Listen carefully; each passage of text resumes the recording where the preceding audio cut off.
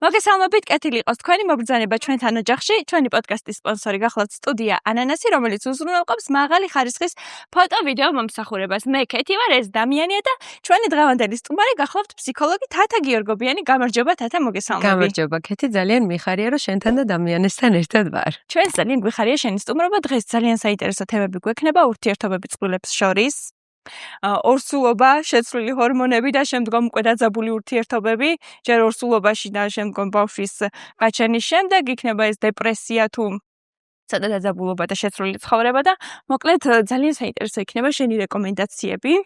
და მოდი დავიწყოთ ორსულობით და მივყვეთ თანმიმდევრობით. ორსულობაში ვიცით რომ ქალის ჰორმონები იცვლება და შეიძლება ბევრი რამ გაღიზიანებდეს, შეიძლება ბევრი რამ უფრო მეტად გინდოდეს და მოკლედ რა ხდება ქალის ორგანიზმში, ეს ფსიქოლოგიურად როგორ შეიძლება ავხსნათ? უპირველეს ყოვლისა აუცილებლად უნდა აღვნიშნო, რომ ბევრს გონია ხოლმე, რომ აი შენ დედაც არ ხარ ჯერ ორსულობა არ გამოგიცდია, საიდან იცი?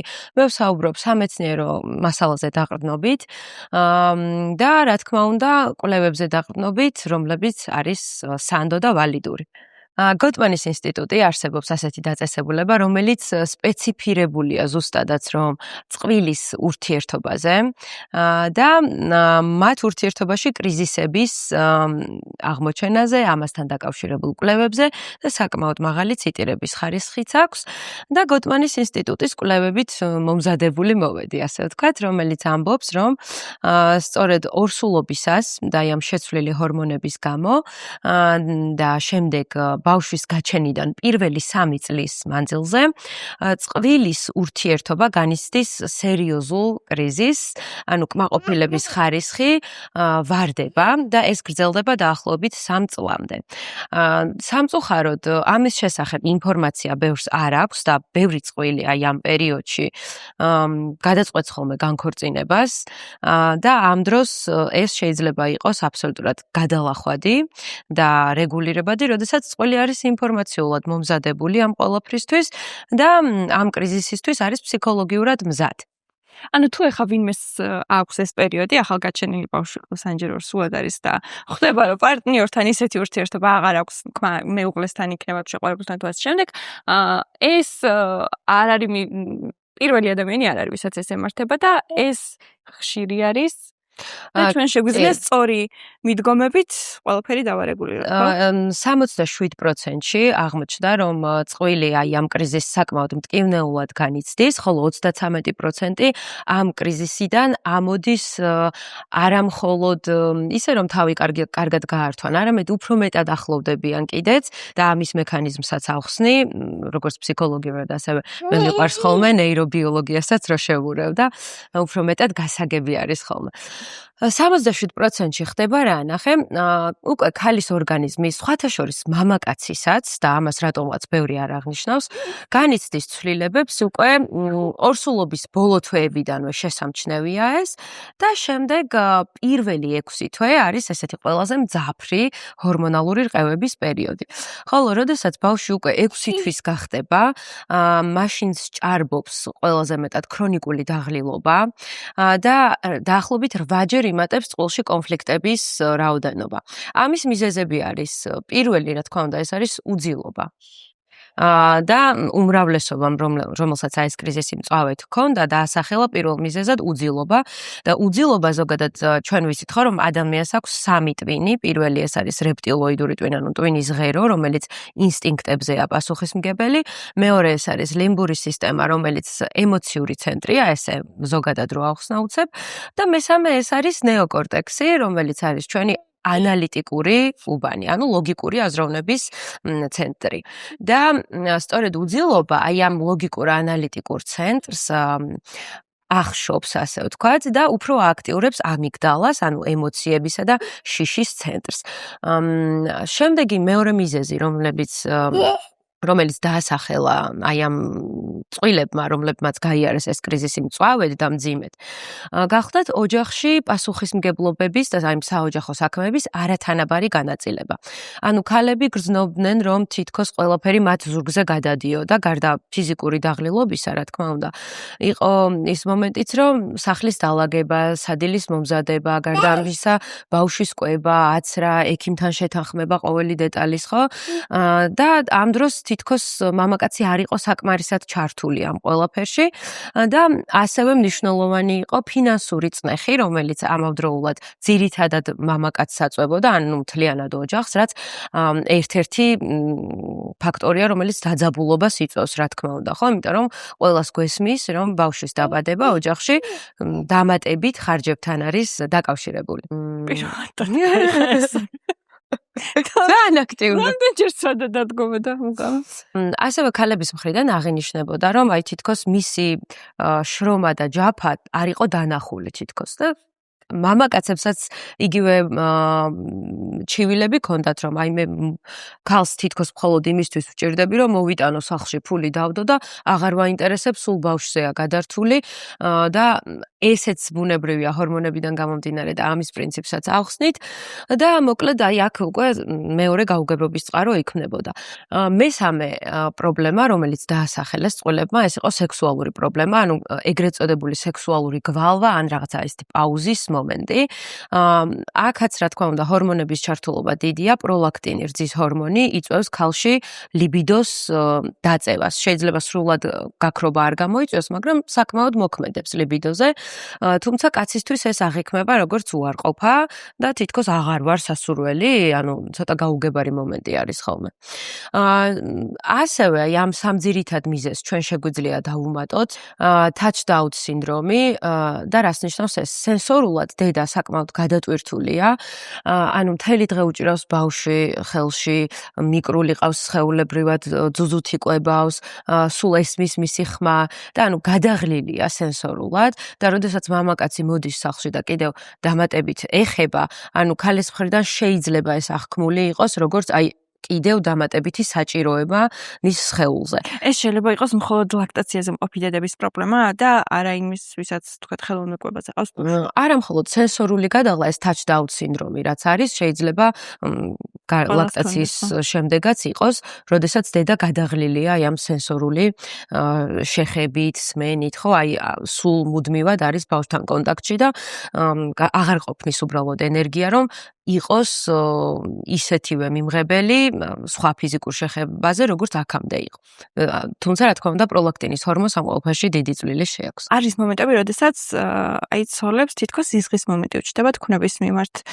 ეს რით შეიძლება იყოს განპირობებული, შეიძლება აღარ უყვარდა ეს ადამიანი? მეც მიფიქრია, რომ როგორ შეიძლება რომ ქმარი აღარ გეზიზღებოდეს, მაგრამ რაღაცები ხდება, ხო? აბსოლუტურად ბუნებრივი მომენტია.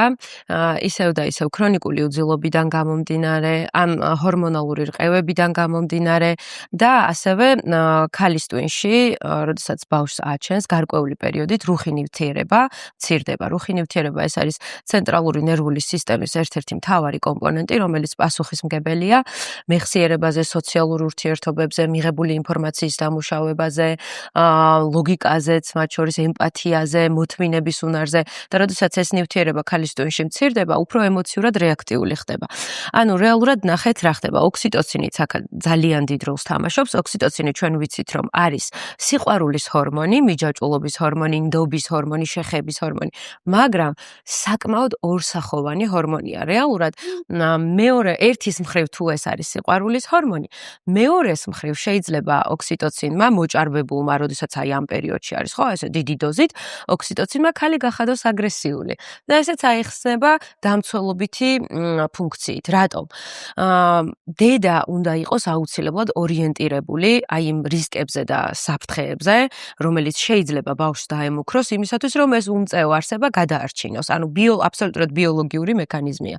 და საფრთხე ამ შემთხვევაში არა მხოლოდ არის იგივე ბავშვის სტირილი, არამედ შეიძლება იყოს მამაკაცის მიერ მაგიდაზე დატოვებული ნაჭამი თეფშები, ოთახში მიმოყრილი გასარეცხი წინდები, ან რომ სთხოვრო კარი ბოლომდე დახუროს და დაავიწყდება. ანუ ამ შემთხვევაშიც ქალში ეს იწვევს საკმაოდ ძლიერ ემოციურ რეაქციას, რომ როგორ არ გაინტერესებს, როგორ არ მეხმარები და ესეც ანუ სტრესიც უტოლდება საფრთხეს და შესაბამისად ჯმდება ეს აგრესია ზუსტად. თუმცა აუცილებლად რა ყველგან უნდა დავაყოლო ეს, რომ ეს არის დროებითი და ყოველთვის არ არის ესეთი კრიტიკული მასშტაბის, როგორც ახლა მე აღვწერ და ეს დრამატულ, თუმცა ასეც ხდება, რა თქმა უნდა, რიგ შემთხვევაში. და პროცენტი მითხარი შენს იყო 67? 67%-ში ამ კრიზისს ხო საკმაოდ რთულად უმკლავდებიან, ხოლო დანარჩენ 33%-ში საკმაოდ კარგად უძღვებიან ამ კრიზისს და უფრო მეტიც ნებისმიერი კრიზისი ეს არის საშუალება იმისთვის, რომ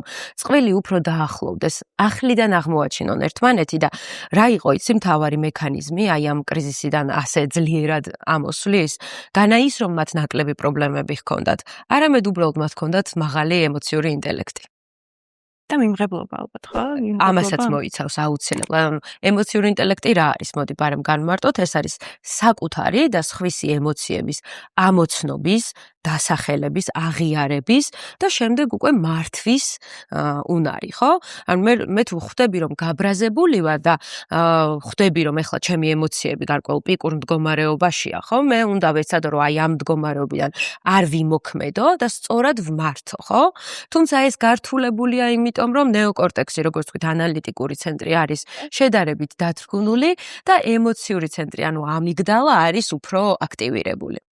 და როგორ უნდა დავაღწიოთ თავი თუ ვართ 67%-ში? როგორ უნდა დავაღწიოთ თავი? თვითონ აი ამ წყვილებშიც ჩაატარეს კვლევა და გამოკითხვა, რომ რა იყო ის ფაქტორები, რითიც თქვენ ესე მარტივად გაუძელით ამ კრიზისს და მათ აღნიშნეს პირველი. ეს იყო პრობლემის აღიარება და ერთმანეთთან საუბარი, იმიტომ რომ ნახეთ ჩვენ საზოგადოებაშიც მით უმეტეს, ეს კვლევა არ ჩატარებულა ჩვენ საზოგადოებაში. აჭამეთ რა. კიჭები ამოსდი? ხურმა კიჭი აქ დაიცი რა მწარე. ბაი მე ბოდიშით. არა უჯო. არ უკბინო დედას. ზასოპარი. პირველი ფაქტორი, რაც ამ წყვილებმა დაასახელეს, ეს იყო პრობლემის აღიარება. ანუ, როდესაც არ ვსაუბრობთ, რომ არსებობს ეს პრობლემა, რაღაცა ბარიერი და დისტანცია გაჩნდა ჩვენ შორის, ხო? ეს უფრო მეტად აღრმავებს პრობლემას და მართალია ეს კვლევა ჩვენ საზოგადოებაში არ ჩატარებულა, მაგრამ აი ჩვენს საზოგადოებაში განსაკუთრებით ეს პრობლემა, რომ ანუ საზოგადოებრივი დაკვეთა და მოლოდინი არის როგორი, იცი რომ შვილი გაგიჩნდა, ამაზე დიდი ბედნიერება რა არის? რატომ ხარ მოწყენილი? რატომ გრძნობ თავს სუდად? და მე ადამიანის თავის თავს უსვამს კითხვას, რომ ვაიმე მართლა რატო ვარ და ვერ ხსნის, თვითონაც ვერ ხსნის, ხო? აი ასეთი ემოციური მდგომარეობა რატო აქვს და ანუ წარმოიდგინე ისედაც მძიმედ არის ბიოლოგიურად. ხო, ამას ემატება ფსიქოლოგიური წნეხი გარედან, რომ ბედნიერი უნდა ვიყო, მაგრამ არ ვარ, ანუ რეალობა სხვა არის. მეუღლესთანაც რაღაცა გარკვეულ გაუცხოვებას ვგრძნობ და ესე იგი მე ცუდი ადამიანი ვარ, ან ცუდი დედა ვარ, ანუ უნდა ბედნიერი ვიყო და არ ვარ. ხვდები და საკმაოდ არასწორი სტერეოტიპებია საზოგადოების. რა თქმა უნდა, შვილი ბედნიერება, ამას ვინ იტყვის, რომ ასე რა თქმა უნდა არის, მაგრამ რაც მეტად ვისაუბრებ სწორედ აი ამ ბნელ მხარეებზე, რომელიც ამ ყველაფერს თან ახლავს, იმიტომ რომ უდიდესი ჰორმონალური ცვლილებების და ტვინი ფიზიკურად იცვლება, სტრუქტურულად იცვლება, ხო ამ დროს, რაც მეტად ვისაუბრებთ ამაზე, პირიქით მით უფრო შეუმსუბუქებთ ქალებს აი ამ რთული პერიოდის გადალახვას. და ჩვენი მთავარი პოდკასტის მთავარი იდეა იყო ეგ, რომ რაღაც აი მსგავსი ფიქრები რომ მქონდა ზუსტად, რომ რატო არ ბედნიერი, როცა ყველაფერი მომწაღმე ერთმა რასაც ნატრობდი. და მე გადავწყვიტე, რომ აი ცოტა რომ მოვალ აზრზე, მე რაღაცა ისიც გავაკეთებ, რომ სხვებისთვისაც სარგებლიანი იყოს ეს ყველაფერი და მე მგონია, რომ მე რომ მეყურებინა მსგავსი თემებისთვის ესე სიღრმისეულად ორსულობაში მგონია, რომ ბევრად უფრო დამეხმარებოდა პოსტსამშობია, რომ დეპრესიის ფონს ეს ყველაფერი, ვიდრე ეხა არ ვიყავი მომზადებული რა, საკმაოდ ინფორმაციული მომზადება. მაგრამ იცი, აი მე რომ შევდე რაღაც ვიდეოები და ამონარიდები, სამწუხაროდ ქალები მაინც რა დაგვიწერეს, მეტი სალაპარაკო თემა ვერაფერი ვერ იპოვეთო? რა თქმა უნდა, ეს ძალიან მცირე რაოდენობა არის, მაგრამ ანუ წარმოიდგინე ქალმა, რომელმაც ეს გაიარა, შენ გიწერს სხვა ვერაფერი თემა ვერ იპოვე. ოღონდ თან არასქროლა. არასკროლა ნახე სადღაც მოედო. დიდი კომენტარი დაწერა, საკმაოდ დიდი დაწერა და მოაყოლა რომ მეტი თემა ვერაფერი ვერ იპოვე. იმიტომ რომ თვითონაც გაურბიან ამ პრობლემას, სუსტად ეს არის. ნახე, როცა რაღაც არ მაინტერესებს, ავსკროლავ, იმას ყურადღებასაც კი არ მივაქცევ, მაგრამ რადგან ვღიზიანდები ეს იუნგის ენაზე რომ თქვა, ეს არის ჩემი ჭრილი. ეს არის ზუსტად ის რაღაცა, რასაც ჩემ თავშიც თრგუნავ და არ საკუთარ თავთანაც კი არ მინდა რომ ვაღიარო. და აი სწორედ აი ამ წყვილებმა აღნიშნეს, რომ პირველი ეტაპი ეს იყო აღიარება, რომ პრობლემა არსებობს და ამის შესახებ მოდი ვისაუბროთ. მეორე, რითიც გადალახესა ეს კრიზისი, იყო მადლიერება, ანუ ერთმანეთისადმი ნებისმიერ პატარა დეტალზეც კი გამოთქმული მადლობა, ჯერ ერთი ეს უდრის დოფამინს, ხო?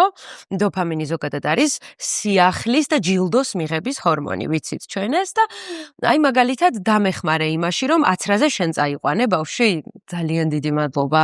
დამეხმარე იმაში, რომ იგივე თეფშები ჩადე ნიჟარაში, ძალიან დიდი მადლობა. დამეხმარე იმაში, რომ ცოტა ხნით ბავშვი გაასეირნე და მე ამ დროს გამოძინება მოვასწარი, თუნდაც 20 წუთით, ძალიან დიდი მადლობა. თუნდაც შეიძლება აი მოღუშული იყოს, სულ არ გეთქმოდეს ეს მადლობა, მაგრამ აი რაღაცნაირად ადამიანი ხომ მსახიობია რა. აი იმ მსახიობე უთხარი მადლობა და ეს მხოლოდ კარგს მოიტანს. განა როგორი ძნელი უნდა იყოს, რომ ამოღერღო მადლობა, ხო? მოდი უთხარი მადლობა და ეს მუშაობს, რეალურად მუშაობს ეს, ანუ ნეირობიოლოგიურადაც, ქიმიურადაც, ფსიქოლოგიურადაც მადლობა და მადლიერება არის უდიდესი ძალა.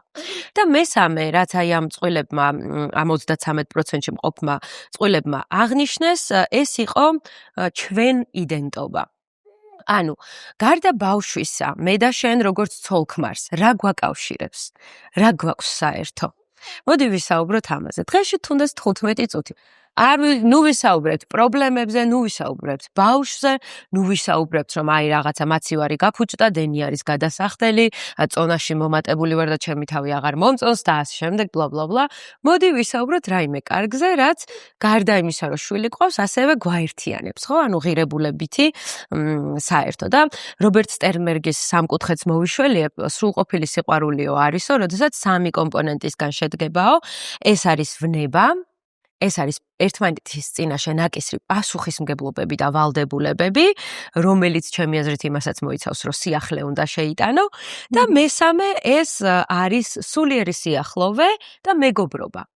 ანუ თუ კი ადამიანს მხოლოდ აირჩევ იმით, რომ გიზიდავს, მხოლოდ ვნება ეს და ეს არ იქნება სრულყოფილი სიყვარული, რომელსაც შეუძლია რომ გაუძლოს, ასე ვთქვათ, ხანგრძლივ დროში კრიზისებს, თუ მხოლოდ აირჩევ. მოეწონე პირველი ხარისაც მიაკითხა. მოიცი. მოხوارჩიმთან. თუ მხოლოდ აირჩევ იმითი, რომ აი რაღაც ვალდებულებებია და ჩემი ცოლის მოყვანის დრო მაქვს და ეხლა უკვე ოჯახის დრო არის, ეს არის მხოლოდ პასუხისმგებლობები და ვალდებულებები და აქაც ნუ არ გამოვა. და თუ მხოლოდ იმით აირჩევ, რომ მეგობარია ჩემი და მასთან თავს კომფორტულად ვგრძნობ, ნუ ვნება, რომ დაიკარგება, მერე გართულდება ურთიერთობა და რა თქმა უნდა, პასუხისმგებლობებიც აუცილებელი კომპონენტია. ასევე, აი, როდესაც ვსაუბრობთ კრიზისების გადაახვაზე, აუცილებლად უნდა ვახსენო ვაზოპრესინი. ვაზოპრესინი არის მონოგამიის, ერთგულების ჰორმონი, რომელიც თანდათან უფრო ძლიერდება, რაც უფრო მეტი დაბრკოლება წყვილს ერთად აქვს გადალახული. ანუ როგორი ლოგიკა ჯდება, იცი რომ აი ამ ადამიანმა მე მაშინაც კი არ დამტოვა, როცა მე ყველაზე მეტად მიჭირდა, ნამდვილად ჩემიანია, ნამდვილად სანდო დასაყრდენია და აი ჩემ გულშია რა. და აი ეს ვაზოპრესინე გამოიყოფა და ძლიერდება კიდევ უფრო ეს კავშირი. თუმცა თუ ვერ გადაილახა, ანუ წარუმატებლად დასრულდა, ხო, რაღაცა კონკრეტული ეპიზოდი ან ცხოვრებისეული გამოცდილება, მაშინ ვაზოპრესინის დონე ძალიან იკლებს. და ესეც უნდა გვახსოვდეს, რომ რეალურად ყველა კრიზისი სინამდვილეში არის შანსი იმისა, რომ ვაზოპრესინის დონე ავამაღლოთ და ჩვენი კავშირი გავაძლიეროთ. პოსტსამშობიარო დეპრესია აი რამდენი პროცენტ ქალს აქვს თუ არსებობს ამის სტატისტიკა და აი ამას როგორ უნდა ვებრძოლოთ? ან რამდენი ხანი შეიძლება გაგრძელდეს, ხო, სხვადასხვა შემთხვევებში სხვა რაოდენობით იქნება ალბათ. ზოგადად დეპრესიაში ეშლებათ ხოლმე ხშირად baby blues სინდრომი, ეს არის როდესაც ბავშვის დაბადებიდან დაახლოებით 2 კვირა ქალს აქვს გარკვეული სევდა, მოწყენილობა, უხალისობა, ძალიან ბუნებრივია 95%-ს თითქმის 85-დან 95%-მდე ქალებისას baby blues აქვს. მეტ-ნაკლები ხარისხით. ზოგს საერთოდ არ აქვს, მაგრამ 95% საკმაოდ მაღალი თითქმის ყველა ქალს აქვს. თუმცა ითვლება, რომ baby blues თავისით გადადის დაახლოებით 2 კვირაში. უბრალოდ ეს არის რაღაცა ქალი ხვდება, რომ ახალი ეტაპი დაიწყო მის ცხოვრებაში, სხეულიც ცოტა სხვანაირი აქვს და ამასთან შეგუების პერიოდი არის, ასე ვთქვათ რა. თუმცა დეპრესია არის უფრო მძიმე, შედარებით ნაკლები არ ვიცი სიმართლე გითხრათ, რამდენ პროცენტში არის დეპრესია, თუმცა ნახეთ მნიშვნელოვანი სიმპტომები არის, რომ baby blues-ის დროს ქალი ფუნქციურად მაინც მოქმედია, ბავშვს ზრუნავს, მიუხედავად უხალისობისა, უძილობისა, მაინც ახერხებს რომ იზრუნოს ბავშვზე და გარკვეულწილად საკუთარ თავზეც. და დეპრესიის დროს თითქმის უნაროა, არის მუდმივი ესეთი თვითგვემა, დანაშაულის განცდა, ტირილი, გაუჩერებელი, თავის დადანაშაულება და სრული უხალისობა და ეს უკვე ხელს უშლის ბავშვის მოვლაში. დაახლოებით თვე ნახევარი, ყოველ დღე ვტიროდი, ყოველ ღამეს ტირილში ვიყავი. და დღის განმავლობაში თუ სადმე მარტო შეუჟვის საშუალება მქონდა, უცბად ვიჭიქი და ვტიროდი ხოლმე. და სავარაუდოდ ეს იყო დეპრესია და მე ვიცი ის იყო ლაქტაციისგან გამოწვეული დეპრესია, იმიტომ რომ ვერაფრით ვერ წარმართა ეს პროცესი. რატომ არ მიმართე ნევროპათოლოგს ან ფსიქოლოგს ან ისე რა მაგ დროს ვერ ხვდები, იმიტომ რომ გარშემოს ვიცი რა გესმის, რომ ეს არის ნორმალური, აბა რა გეგონა, ჩვენც ესე ვიყავით, მაგრამ შვილი გვყარდა გადავლახეთ. ყველასგან გესმის ის, რომ ეს პირველი რაღაცა პერიოდი ჭირს თორე ანჯის ხარისხთან კორელაციაში არ არის.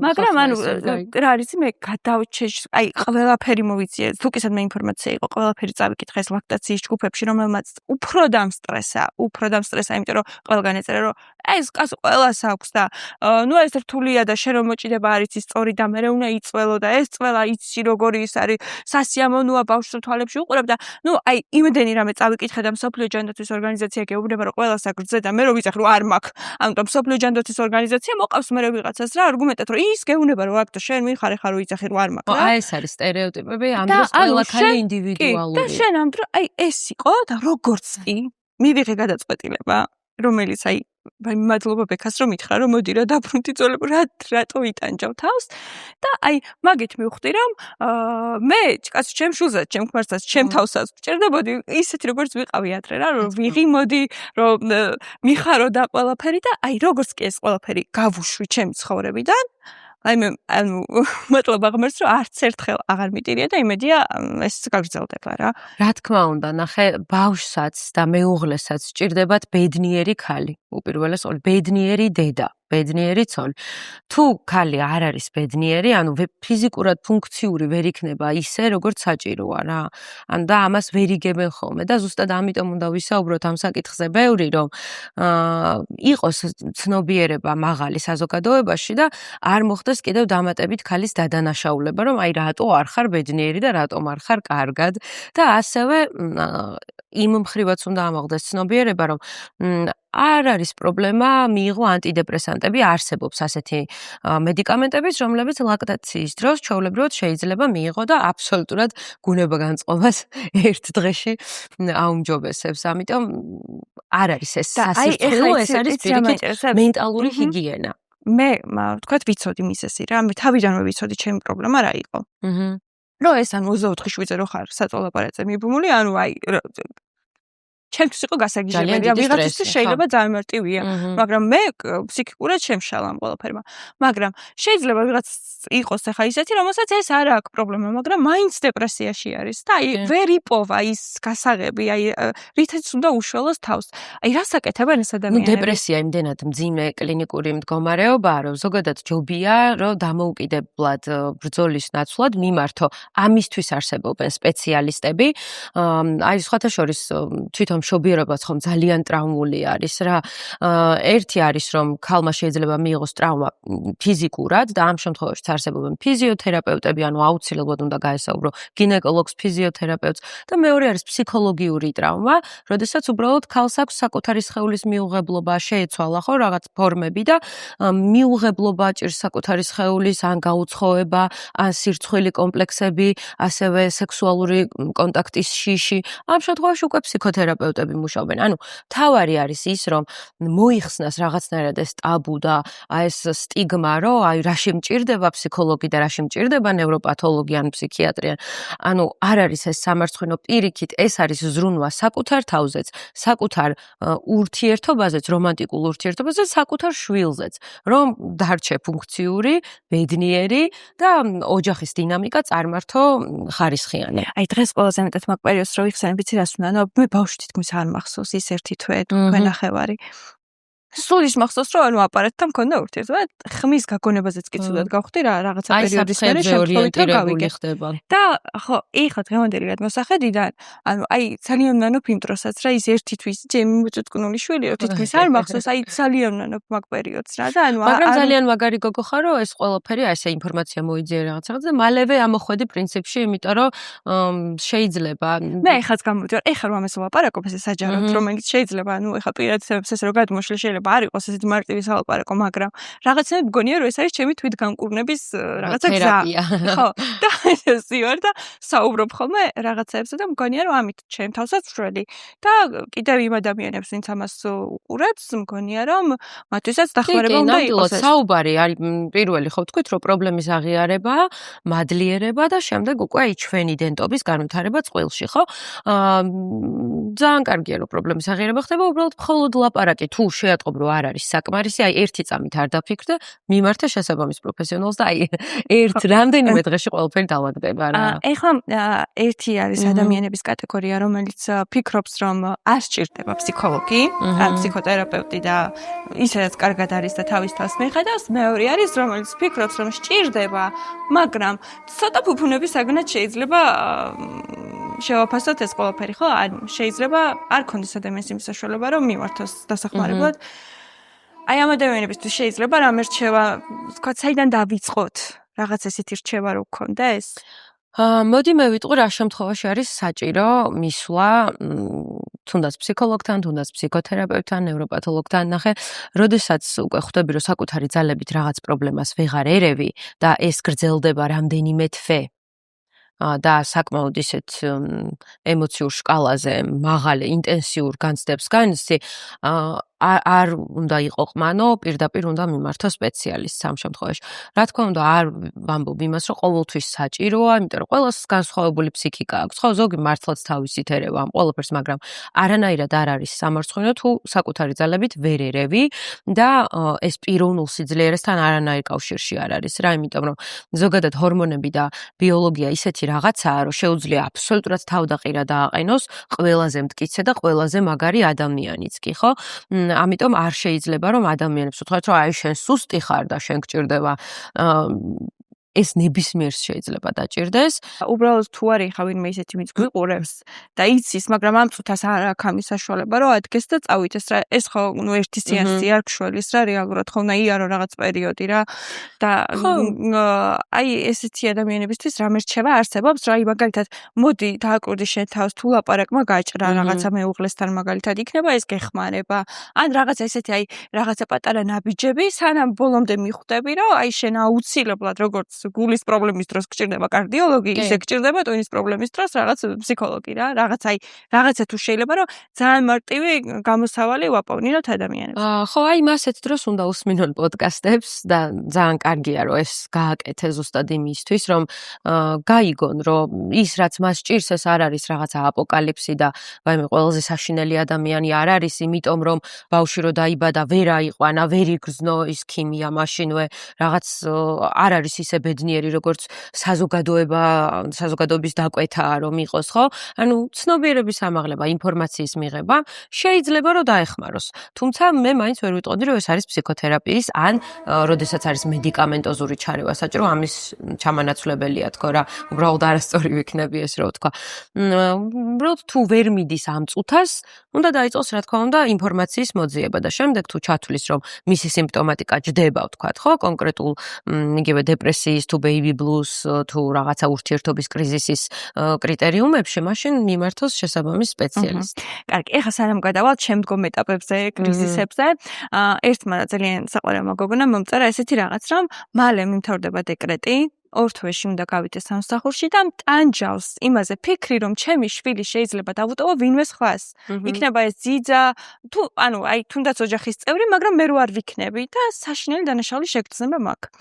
და დავპირდი რომ აუცილებლად მე რო ფსიქოლოგი მეყოება ამ კითხვას დავუსვამ, რით შეიძლება ეს დანაშაულის შეგრძნება შეიმსუბუქოს და აბა ეხა დავამშვიდოთ შენი მოყოლება. პირველ რიგში ვეტყვი იმას, რომ ასეთი ფიქრები არის აი პირდაპირ ერთ-ერთი ძალიან ისეთი გაიდლაინში ჩამოწერილი დანაშაულის განცდა, იმის განცდა, რომ აი ბავშვს ვერავინ ვერ მოუვლის ისე როგორც მე ვუვლი, ვერც მეუღლე, ვერც ბებია და მე უნდა მივაქციო ყურადღება, რომ აი რამე არ დაემართოს, ძალიან გავრცელებულია ეს ფიქრები და ზოგადად დედა, რომელსაც ახლახანს შეეძინა შვილი, არის ორიენტირებული საფრთხეების შემჩნევაზე, ანუ როგორც უკვე ავხსენი, ტვინში რუხი ნივთიერება მცირდება, ასევე ეს მაღალი ოქსიტოცინები, მაღალი პროლაქტინი, აი ყველაფერი ეს განაპირობებს იმას, რომ დედა ორიენტირებულია მაქსიმალურად საფრთხეების შემჩნევაზე, ხო? და ამიტომ აქედან მოდის მერე ეს შიშებიც და წინასწარ ინერვიულებს. შეიძლება ეს ყველაფერი იყოს baby blues ერთ-ერთი გამოხატულებაც და შეიძლება 2 კვირაში თავისით გადაუაროს, უბრალოდ უნდა იცოდეს, რომ ესეთი ფიქრები საკმაოდ ესეთი დამახასიათებელია და ეცადოს, რომ მაინც სანდოობა, ანუ ინფორმაციის მხრივ, აი კარგი ძიძა შეარჩიოს, ან თუ ბებია იქნება, შეუთანხმოს ყველა დეტალი, გაიარონ რამდენჯერმე რომ დაარწმუნდეს, რომ ბავშვს ნამდვილად უსაფრთხო გარემოში ტოვებს და კონტაქტი ჰქონდეს ამ ადამიანთან ხშირი დღის განმავლობაში, რაც დაეხმარება. მეც მქონდა, აქედან მეც ვეცდები დავამშვიდე, რომ მეც მქონდა ძიძა რომ ავიყვანე, პირველი 2 კვირა ხელს არ ვაკარებდი ბავშვს, ოღონდ იმიტომ კი არ მომწონდა ან არა სანდო მეგონა ან რაღაცა ესეთი არა ჯერ მეჭმიანობდი ძალიან რა ჩემ ბავშვი რომ სხვას უცინო და არა ნუ მე აი მართლა სადღაც 2 კვირაში თავისით გაიარა ამ ყველაფერმა და მივხვდი რომ ან აი ხა ამასთან ერთად უნდა მეცხოვრა და მიმეყო ეს რეალობა რომ ესეთი არის ან ვეღარ უნდა გავსულყავ ანუ დროებითია აი ეს გამახვილება ყურადღებისა აი ამ საფრთხეებზე და გადამეტებული შიშები ხო აბსოლუტურად ნორმალურია და მალე გადაივლის, ასე ვთქვა და თუ არ გადაიარა, ამ შემთხვევაში უკვე მერე ჩნდება კითხვა, რომ ხომ არ არის ეს პოსტპარტუმ დეპრესია, ანუ პოსტმშობიარობის დეპრესია. რით შეიძლება დაეხმაროს მამა ახალნამშობიარებ დედას, რომ ეს რთული დღეები უფრო მარტივად გადასატანი გახდეს?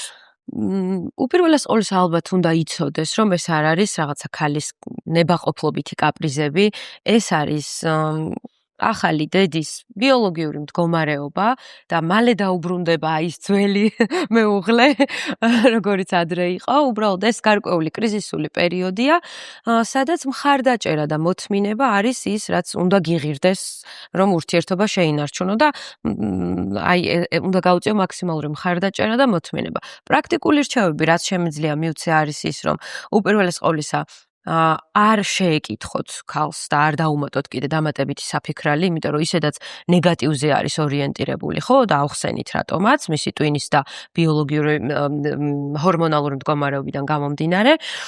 ნუ კითხავთ, იმიტომ რომ ქალს უფრო ნერვები ეშლება, როდესაც მან უნდა გადაწყვიტოს და იფიქროს ბევრ რამეზე და დააორგანიზოს დღის გრაფიკი. თუ შეგიძლიათ, რომ გამოართვათ ბავშვი, გამოართვით 1-20 წუთით დაასვენეთ. თუ შეგიძლიათ, რომ გაისეირნოთ ყველამ ერთად უთხარით, რომ წამოდი გავისეირნოთ, თუ ხა ეს შენ შეგიძლია. ანუ მაქსიმალურად შეუმცირეთ საფიქრალი და პრობლემები. მეორე ეს არის 20 წამიანი ჩახუტება, რომელიც ოქსიტოცინებს გამოიმუშავებს იმ ადამიანისადმი, ვისაც ეხუტები და 6 წამიანი კოცნა, რომელიც ასევე ოქსიტოცინს და დოფამინს გამოიმუშავებს. და ეს რაღაცნაირად შეიძლება არ გეხალისებოდეს, მაგრამ ამითი აჩვენებ ადამიანს, უფიქსირებ, რომ მე შენთან ვარ, შენ ჩემთვის სასურველი ხარ და მე შენში ვხედავ გარდა დედისა და გარდა იმ მამისა, ასევე პარტნიორს, რომელიც მე ავირჩიე, ხო, რომელთანაც მთელი ცხოვრება მინდა გავატარო. მესამე ეს არის ზოგადად ურთიერთობის ხარისხი განისაზღვრება ხოლმე არა იმითი თუ რამდენად აქებენ, საჩუქრებს რამდენად ჩუქნიან ერთმანეთს, არამედ კონფლიქტს როგორ აგვარებს წყვილი რა. და აი ამ კონფლიქტის დროს მით უმეტეს, როდესაც დედას ახალი შეძენილი ყავს, ხო, ბავშვი, ლოგიკურ კამათში არ უნდა ჩავებათ. ანუ ხო იცი რომ სპეციალურად არ დამიყრია ეს წინდები, ხო იცი რომ სპეციალურად არ დამიტოვებია, ხო იცი რომ არ ღალატობ, რა გაეჭვიანებს, რაზე ბრაზდები. ანუ ეს კიდე იქეთ ახსნას რო სთხოვ რაღაცაზე, ან აი ლოგიკურ დასაბუთებას, ესეც დედისთვის აღიქმება როგორც თავდასხმა. ამიტომ ლოგიკური პოლემიკა არა, უფრო აი ვალიდაცია, რომ მესმის, ხედავ რომ ეხლა ძალიან გაბრაზებული ხარ, წუხარ ძალიან და აი რა შემიძლია გავაკეთო, რომ ხარი დაგიჭირო, რომ დაგეხმარო, რომ შეგიმსუბუქო ეს ტკივილი, რასაც ახლა განიცდი. ანუ მაქსიმალური მხარდაჭერა, არავითარი შეფასებები. აი ესეც ერთ-ერთი ძალიან დიდი შეცდომაა ხოლმე, რომ აი შენ მოღალატე ხარ, შენ უპასუხისმგებლო ხარ, შენ ასეთი ხარ, შენ იარლიყების მიწებება, ხო?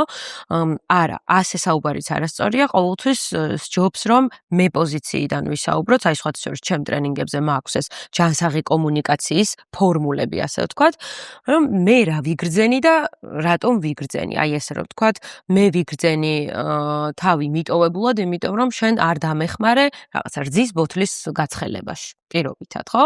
მომდევნო პუნქტი არის მოლოდინების დაწევა, ანუ მამაკაც უნდა ესმოდეს, რომ ქალი ორიენტირებულია ბავშვზე, აი ამ პაწია არსების გადარჩენაზე, მის უსაფრთხოებაზე და ეს არის დროებითი, ამიტომ ცოტა ხნით ყურადღების გარეშე შეიძლება დარჩეს პარტნიორი და ზოგს ეჭვიანობაც ეწყება ხოლმე, ზოგადად უაქტიურდებათ საკუთარი ბავშვობის დროინდელი ტრავმები, ანუ თუ ადამიანს ბავშვობაში ეკლდა ყურადღება, აი შეიძლება ბავშვზეც კი იეჭვიანოს, ხო? და არ უნდა ელოდეს რომ სახლი მუდმივად იქნება დალაგებული, ყველაფერი წესრიგში, ქალი მუდმივად მომღიმარი, ხო? ძალიან რთულია ზოგადად, როდესაც მამაკაც არ ესმის, ქალი როგორ იტანჯება და რას განიცდის და რამდენნაირი ემოცია უტევს და შეიძლება ერთ წამს იყოს ძალიან ბედნიერი და მეორე წამს სასოწარკვეთილი და კაცისთვის ეს გაუგებარია, იმიტომ რომ კაცი ოპერირებს ლოგიკით და ეს ამდენი ემოცია მისთვის ცოტა გაუგებარია, ვერ აღიქვამს უბრალოდ რა და უბრალოდ ამ დროს უნდა ესმოდეს, რომ ეს არის დროებითი და მაღალი მოლოდინები და მაღალი მოთხოვნები არ წაუყენოს ქალს, რომელიც ახლახანს გახდა დედა, ხო? და ბოლოს არის სოციალიზაცია, ანუ ქალს უნდა მიეცეს საშუალება, რომ დანარჩენ დედებთან იკონტაქტოს, გამოცდილება გააზიაროს, ხმის გამცემი რო ყავდეს, ასე ვთქვათ, სხვა და გავიდეს აი ამ 4 კედლიდან, გავიდეს ხოლმე გარეთ, რაღაც აზრებით გადაერთოს სხვა რამეზე, იმიტომ რომ სოციალიზაცია გვაშორებს ზუსტად აი ამ ჩვენს სტრესს, იმწუთიერ გასაჭირს და სხვა საკითხებზე გადაგვაქვს უკვე ფოკუსი. სხვათა შორის გამოსავალი მან რა ვიცი, როდესაც ბავშვთან ერთად გამოკეტილი ვარ სახლში და ვერ ვხავდივარ ეგეთი დღეობა. ჩემი მეგობარი, რომელსაც გამიმართლა, რომ მასაც ჩემსაც 2 თვით პატარა შვილი ყავს და ვერეკავთ ერთმანეთს ვიდეოს. არის და მთელი დღე ესე რაღაც, აი ჩემო ბავშვმა ეს ქნა და დღეს ეს მომზადე საჭმელი და ჩვენ დღეს ეს ვისწავლეთ რაღაცას, ამ გამოცდილების გაზიარებით დრო გადის ძალიან სწრაფად. და ჩვენ ვცდილობთ, რომ რაღაცა ის რო კი სახლში ხარ გამოკეტილი, შეიძლება იმ მომენტში ვერაფერს ვერ აკეთებ, მაგრამ მაინც სოციალიზაცია, კი. და ეხლა მაინტერესებს მამები, რომლებიც მუდმივად რაღაც თითქოს უკანა პლანზე გადაიწევენ ხოლმე ამ პერიოდში და არც მათი ფსიქოლოგიური მდგომარეობა შეიძლება არ იყოს იმ მომენტში ისეთი, როგორიც იყო იქამდე. როგორ დავეხმაროთ მამებს, ან რა გავითვალისწინოთ, ან აი დედებმაც ალბათ რაღაც უნდა ვიცოდეთ, რომ მარტო ჩვენ არ ვართ რა. ზოგადად კაცები იჩაგრებიან ხოლმე და მე მინდა რომ ესეც აღვნიშნო, კაცები რაღაცნაირად ეს ყურადღების მიღმა რჩებიან ხოლმე, თითქოს ისინი არ განიცდიან. ჯერ ერთი რომ ავიღოთ ბავშვის დაბადება ყოველთვის არის რაღაცა სიახლე და გარკვეული ცხოვრების სტილის შეცვლას უკავშირდება, ხო? და კაცისთვისაც ეს განსაკუთრებით პირველი შვილის დროს, რა თქმა უნდა, ეს მოლოდინი, ეს მღელვარება, პლუს ამას, უმეტესობა ოჯახების შემთხვევაში მაინც კაცი არის შემომტანი და მარჩენალი, ხო? და ეს პასუხისმგებლობა, ბავშვის დაცვა, დედის დაცვა, მერე კაცშიც მიმდინარეობს გარკვეული ჰორმონალური ცვლილებები და ნახეთ კიდევ რა არის მნიშვნელოვანი, რომ რა თქმა უნდა, დედა ცოტა ხნით, ასე ვთქვათ, დედობაში რო ჩაიკარგება აი ამ თავის ჰორმონალური მდგომარეობიდან გამომდინარე, კაცს ცოტა უჭირს ხოლმე ამის გაგება, მით უმეტეს, როდესაც ინფორმაციულად ესე არ არის მომზადებული რა და თავს გრძნობს გარიყულად და ზედმეტად. და ეს საკმაოდ, მძიმე ეს არის, ხელისკურას ჰგავს რა. თუმცა, რა თქმა უნდა, ეს ასე არ არის, სიყვარულით წყვილს ისე უყვარს ერთმანეთი, უბრალოდ გარკვეული კრიზისია, ხო, როგორც აღვნიშნეთ. აი ამ დროს ქალის შემთხვევაში ქალი როგორ უნდა დაეხმაროს მამაკაცს. თქვით 20 წამიანი ჩახუტება, რომ ძალიან კარგი ოქსიტოცინის და დოფამინის გამოსაყოფის საშუალებაა, 6 წამიანი კოცნა, მადლიერება და შექება. და ზოგადად აი კაცის ფსიქოლოგია როგორი არის, იცით, რომ უყურებს თავის მეუღლეს, რომ ტირის უჭირს რაღაც. კაცი არის ორიენტირებული პრობლემის გადაჭრაზე. უყურებს და ვერ შველის ვერაფრით, ვერ ჭრის ამ პრობლემას და ერთვება თავდაცვის ორი მექანიზმი, ორიდან ერთ-ერთი ან ზოგჯერ ორივე. პირველი ეს არის გაღიზიანება და აგრესია, რა ხდება, რა გჭირს, რა უბედურება. ან მეორე დისტანცირება. რომ აი მე აქ უძლური ვარ და ჯობია რომ გავიქცე და აი ამ ყველაფერს არ უყურო რა, იმიტომ რომ აუტანელია მისთვის აი ეს ქალი დეპრესიაშია თუ რაღაცა ემოციებშია, ვერ იგებს და არ ვამართლებ ეხა არ ეგონოს ვინმეს რომ უბრალოდ ვხსნი რა არის ფსიქოლოგიურად, ნეირობიოლოგიურად ეს ასეა. როგორც ქალის შემთხვევაში არის ის, რომ ზედმეტად თქვათ იგივე შეიძლება აგრესიული გახდეს, საფრთხეებზე ორიენტირებული გახდეს და სტრესზე ესე ემოციურად რეაქტიული, ასევე მამაკაცის შემთხვევაში აი ამ თავდაცვის გზებს იყენებს. შეიძლება გაექცეს იმას. კი, იმიტომ რომ არის ორიენტირებული იმაზე, რომ პრობლემა მოაგვაროს და როცა ვერ აგვარებს, აი მისთვის ეს ძალიან რთულია. და სხვათა შორის ისედაც ნახე, აი ოჯახში, როდესაც კაცი შემოდის და რატო დააგვიანე, პამპერსი არასწორად ჩააცვი, ეს როგორ გააკეთე, არა მასე არ მინდოდა მე, ანუ სულ არის დამნაშავე, ასე ვთქვათ, და სულ მის მიმართ არის კრიტიკა. მამაკაცი ცდილობს იმ გარემოდან გაქცევას ყოველთვის რა. ანუ ნახეთ, მე რო უკვირთ ხოლმე, რომ თქვათ მოხდა ღალატი და აი იმ ქალში რა ნახა პირობითად, გარეგნობითაც თქვათ არ არის ისეთი კარგი ხასიათითაც არ არის ისეთი კაცი, რა დაინახა ამ კაცმა, რომ აი ამ ანგელოზივით ცოლს უღალატა აი იმ ვიღაცასთან. ხშირად არის აი ეს ფაქტორი, რომ იმ ვიღაცასთან თავი იგრძნო გამარჯვებულად. იმ ვიღაცამ ორი თბილი სიტყვა უთხრა, შეაქო. და ამან იგრძნო, რომ იქ მიღებულია და სახლში მოდის კრიტიკით ავსებენ, ლანძღავენ, თავს ზედმეტად აგრძნობინებენ, რომ იცი რა, ეხლა შენ რაღაცას სულ არასწორად აკეთებ და უფრო ხელს მიშლი და თავი დამანებე, ხო? და არეფერებიან. მე მესმის ეხლა, ალბათ გვიყურებენ და ფიქრობენ, რომ ისედაც ეს ჩემი ჰორმონალური მდგომარეობა მაქვს, ბავშვი მყავს მოსავლელი და ახლა კიდევ იმ კაცს ვეფერო. რა თქმა უნდა, რთულია, მაგრამ თავიდან უბრალოდ ერთი მადლობა გადაუხადეთ დღეში, ერთხელ ჩაეხუტეთ. აი გეგმა მინიმუმი, პროგრამა მინიმუმი. იმას აგრძნობინებთ, რომ ყველაფერში ლუზერი არის და ყველაფერში წარუმატებელია, თორე რა თქმა უნდა, ეს ემოციურ დისტანციას და კედელს ააშენებს, ხო, წყვილში. ამიტომ ხო, აი ეს არის კაცის თავდაცვის ერთ-ერთი მექანიზმი, საკმაოდ გავრცელებული, როდესაც ის ირჩევს გაქცევას იმ გარემოდან, სადაც მას არ აფასებენ, სადაც ის არ არის გმირი, ესეთი მამა მარჩენალი, გამარჯვებული, დაფასებული, აღიარებული, ხო? და მოდი მასაც ეს თავისი კაცური თავმოყარეობა შევურსოთ. კიდევ ერთხელ ადამიანები ვართ ძალიან მაგარი მსახიობები, როცა ჩვენ ეს გვჭირდება და რა ისეთი რთულია, რომ ამოღერღო და ერთი კომპლიმენტი უთხრა, ხო? ამიტომ ვფიქრობ, რომ ეს მადლიერების ჩვენება, ეს მაგრამ ხალხები გვიყურებს, ჩვენ გვეტყვის, ვისაც უყვარ ხარ? ის არ გაიქცევა ვიღაცასთან, იმიტომ რომ მან უფრო მეტი სითბოვან მადლიერება გამახატა. არა, რა თქმა უნდა, მე იმას კი არ ვამბობ, რომ გარდაუვალია თქო დაუცილებლად სხვასთან გაიქცევა თქო პატარა მადლობაზეც თქო, მე ხო ყველაფერს უტრირებას ვუკეთებ, რომ უბრალოდ ძალიან თვალნათლივ კი, მაგრამ კრიტიკოსის კითხვა დაგესვი ახლა. კი, სწორია, იმიტომ რომ მე სასწაულ კომენტარებს წერენ ხოლმე, ზოგადად ჩვენი საზოგადოება ხო ესაა, რომ დაწერ, რომ უნდა გიყვარდეს ბავშვი, ანუ საკუთარი თავი არ უნდა გიყვარდეს, მე იტყვი, რომ უნდა გიყვარდეს საკუთარი თავი, მე ანუ ბავშვი არ უნდა გიყვარდეს, ანუ სულ იმას იგებენ, რაღაცნაირად პოულობენ აი ამ არასწორ მიდგომას და იქედან უვლიან და რა მკითხე როგორ იყო? ანუ ვისაც უყვარხარ არ გაიქცევა. დიახ, კი ბატონო. ეხლა ნახე, მივედით. მოდი ზოგადად ურთიერთობაზეც გადავალ რა, ქალის და მამაკაცის ურთიერთობაზე. ეჭვიანობაზეც მინდა ერთი კითხვა მქონდა ესეთი, რომ აი მე მაგალითად, ოღონდ ეჭვიანობამდე არ მიმსულა მადლობა ღმერთს, მაგრამ სარკეში რო ვიყურებოდი, ჩემ თავი არ მომწონდა. ანუ ვფიქრობდი, რომ მე არ მომწონს ჩემი თავი და ჩემ ხარს რატო უნდა მომწონდა მე? აი, რამდენჯერ მიფიქრია იცი და მე იმაზეც მიფიქრია, რომ კაცო, მე ხა ეს ჩემოქვეყა რომ მოიმატოს, რა თქვა, კილოგრამები, ან შეეცვალოს სხეული. მე ხო მაგის გამო არ შემყარებია და ხო მაინც მეყარება და ანუ მასაც იგივენაირად მაინც უყარვარ, მაგრამ მე მაინც რო ვიყურები სარკეში ისე ვფიქრობ, რომ რას დავემსკავსე, აღარ მომწონს ჩემი თავი და აი რატო შეიძლება რომ ამ ადამიანს ისე ვუყარდი არ მომწონდა და აი ამ რაღაცა ის ბრძოლებში ვიყავი და ნუ აი სადღაც აქ ეხა ვიღაცამ შეიძლება ფსიქოლოგიურად გადალახოს, მიხვდეს, მიიღოს და რაღაც არ ვიცი, დიეტაზე დაჯდეს მაგალითად თუ ეს უშლის ან წავიდეთ მე ვარჯიში დავიწყე, რომ ფორმაში ჩავდგები მეთქი, მაგრამ ვიღაცამ შეიძლება ვერ დაიწყოს ვარჯიში და ეჭვიანობა დაიწყოს. აი აქ როგორ უნდა გავაკონტროლოთ თავი. ხო, აქ ისე ნახე მივდივართ ამიგდალასთან, კიდევ ერთხელ უსვამ ხაზს, რომ პირველი 6 თვე არის აი ეს ყველაზე ძაფრი ჰორმონალური ავარდნა და ეჭვიანობაც ზუსტად არის დაკავშირებული, იმიტომ რომ ეს ამიგდალა ემოციური ცენტრი, ხო, როდესაც აქტიურდება ზუსტადაც ეჭვები, შიშები ყველაზე მეტად ამოდის ზედაპირზე და ამავდროულად ეს ნეოკორტექსი ლოგიკური და ანალიტიკური აზროვნების უნარზე რაც არის პასუხისმგებელი, ხო, ჯერჯერობით ცოტათი დათრგუნულია. ეს არის დროებითი.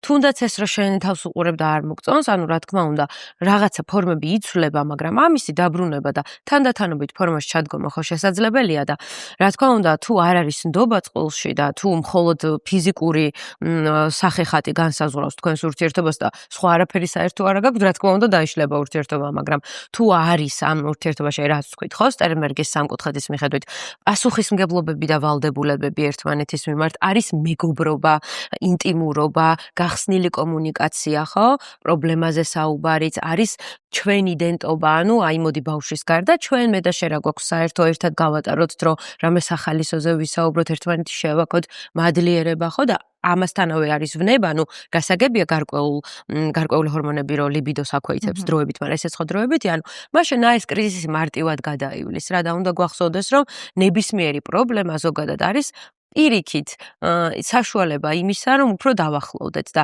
როდესაც დარწმუნდები, რომ შენს მეუღლეს ზუსტად როგორიც არ უნდა იყო, უყვარხარ ესეთ, შენი პიროვნება უყვარს და არა, თქვათ შენი რაღაცა სხეულის ფორმები, ხო? ამ შემთხვევაში კიდევ უფრო მტკიცე ხდება ურთიერთობა. ამიტომ რა თქმა უნდა, ის რომ ვაიმე ეხლა არ გაიქცეს სხვასთან იმის გამო რომ ვიღაცა უფრო ლამაზია, ანუ ესეც გადაჭარბება. შეიძლება ყველა იყოს ბევრი ადამიანი. რა თქმა უნდა, ჯობნი არ დაილევა არასდროს ვიღაცაზე უკეთესი არის ყოველთვის რაღაცით მაინც, ხო? და ზოგადად ჩვენი უნიკალურობა ჩვენ თვითონვე უნდა დავაფასოთ, რა თქმა უნდა და თვითშეფასებაც ერთ-ერთი საკმაოდ ისეთი ძლიერი ინსტრუმენტია ამ დროს. ეს ფიქრები აღარ მაქვს და მქონდა უკვე ესე გამოდის რომ რაღაც ეტაპი გადავლახე, ხო? რა თქმა უნდა, კი.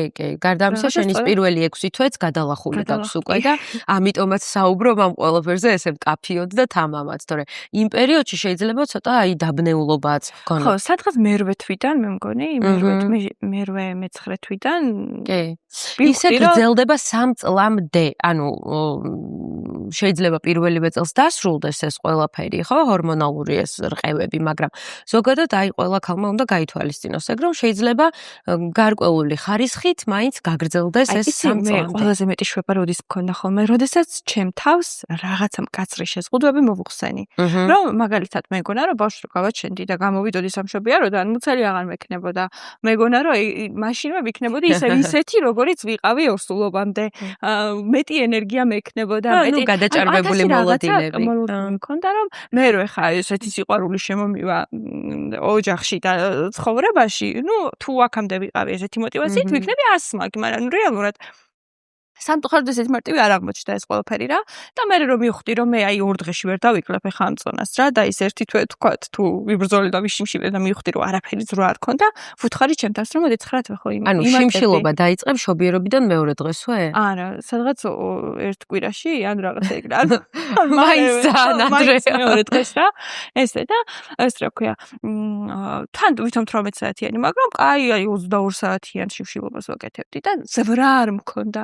და მივხვდი რომ ეგ უფრო მანგრევდა მე და მე ვუთხარი ჩემთავს რომ 9 თვე ხომ მე ვიმატებდი რა და მოდი რა ეს 9 თვე მინიმუმი ეცე შენ თავსაითი და 9 თვე კი რა 1 წელიც მოდი და აი 1 წლის თავზე როგორ ფორმაში იქნები ეხლა +6-ით ანუ არაჩვეულებრივ ფორმაში ხარ მინდა გითხრა და აი ძალიან სწორი რამ გამოკვეთე რომ საკუთარ თავს უნდა მისცე უფლება იმისა რომ არქეტიპულადაც ესე არა ნახე როდესაც დედის არქეტიპი ამოდის წინა ხაზზე ხო აი ეს ქალი სექსუალური საყვარელი ხო ეს არქეტიპი დროებით გადადის უკან და აი ეს უნდა მიიღო ეს მოცემულობა რომ დროებით ესეა საჭირო ხო და მე თანდათან ამას დავაბალანსებ ისევ ამოვწევ ამ სექსუალურ ქალს ხო წინ უბრალოდ ცოტა ხანი ესეა საჭირო და ესე უნდა იყოს რა და ამისი მიმღებლობაც რა თქმა უნდა ერთ-ერთი მნიშვნელოვანი ეტაპია ქალისთვის ეხლა გადავიდეთ უკვე 2 წლიან 2 წელში არის ხო თუ არ ვცდები ეს რამდენ წლებზე იყო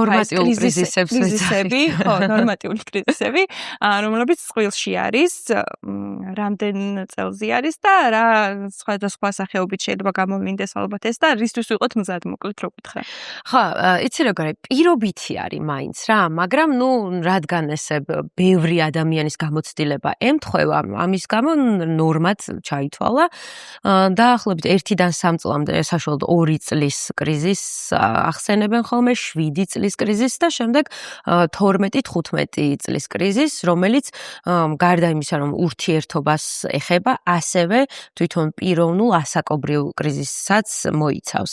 მოდი ჩამოვთვლი კრიზისის ნიშნებს რომ აი როგორ ამოვიცნოთ რომ ურთიერთობაში დაიწყო კრიზისი. პირველ რიგში აი კომუნიკაცია აღარ არის ხოლმე რა ანუ აი სულ ვამბობთ ხო ბევრჯერ აუნიშნე დღეს რომ საუბარი, ჯანსაღი კომუნიკაცია, აღიარება, ამ პრობლემების გარკვევა, ერთმანეთის შინაგანი სამყაროს შესწავლა, რაღაცნაირად ემოციური კედელი აღიმართება ხოლმე და გაუცხოვება ხდება. იწყებს რომელიმე მხარე რაღაცა პრობლემატიკის წამოწევას და მეორე გარბის. ან ოთახში არ არის რა ემოციურად, ანუ გაუცხოვებულია. მეორე ეს არის ცინიზმი, ირონია, აი ეს მომენტი. ნუ მესამე არის პირდაპირ ღია აგრესია, ანუ არა პასიური, არამედ უკვე პირდაპირ შეურაცხყოფებზე გადასვლა. არის ასევე პატარა შენიშვნაზე, ან რჩევაზე პირდაპირ თავდაცვითი რეაქცია და როდესაც ეს ხშირად ხდება, ასევე როდესაც განმეორებით საკითხებზე არის კონფლიქტი, ეს ყველაფერი არის უკვე ნიშანი იმისა, რომ ურთიერთობა გარკვეულ ჩიხში შევიდა. თუმცა არ ნიშნავს დასასრულს, რა თქმა უნდა. აი 2 წლის კრიზისი რითი არის გამორჩეული? იმით, რომ უკვე აი ეს ეიფორია და დოპამინები და ოქსიტოცინები და რაღაცები წყნარდება და ხედავთ ადამიანის რეალურ ფსიქოპორტრეტს. ანუ ხედავთ მას არამხოლოდ ისეც, როგორც ჩვენ ფანტაზიაში ავაშენეთ, რომ აუ რა მაგარი ტიპია, უკვე ხედავთ მის ნაკლოვან მხარეებსაც, ხო? და თურმე ისეთი არ ყოფილა, როგორც მე მეგონა რომ იყო და რეალობა ზოგადად ყოველთვის ცოტა უფრო მწარე არის ხოლმე რა და 7 წლის კრიზისის დროს უკვე როგორი მომენტია, იცი რომ ურთიერთობაში იწყება ძალიან რუტინა, ერთი და იგივე რა. ანუ პარტნიორს უკვე იცნობ მოხარშულს, შემწვარს, ყველანაირს, იცი ვინ არის, რა არის, როგორია, რას უნდა ელოდე მისგან და ურთიერთობა ხდება აი ძალიან პროგნოზირებადი და ზუსტად აი აქაც მოქმედებს დოპამინური შიმშილის პრინციპი. ანუ ზოგადად ურთიერთობაში არის ესეთი ღერძი რა, სიახლე ანუ დოპამინი, რომ გამაოცე, რომ შენ როგორც ჩემი პარტნიორი მაოცებდე პერიოდულად სულ და მე როგორც შენი პარტნიორი გაოცებდე რა, აი მოულოდნელ სიამოვნებებს გთავაზობდე პერიოდულად.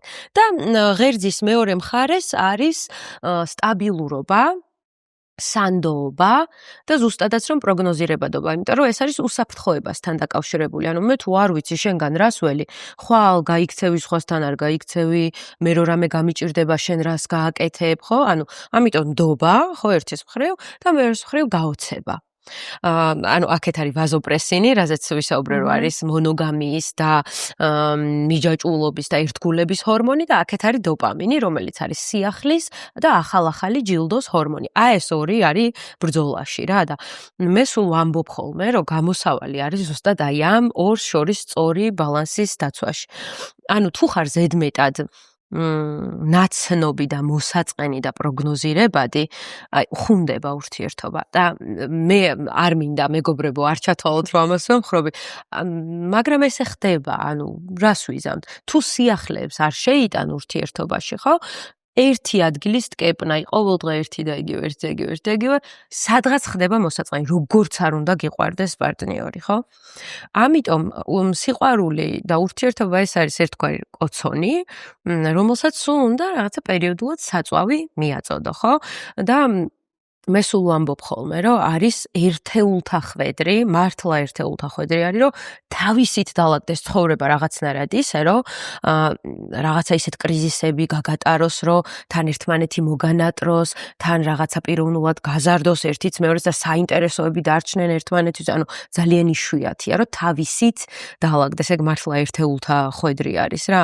და რეალურად, ანუ სჭირდება ურთიერთობას ძალიან დიდი შრომა. უნდა გიღირდეს.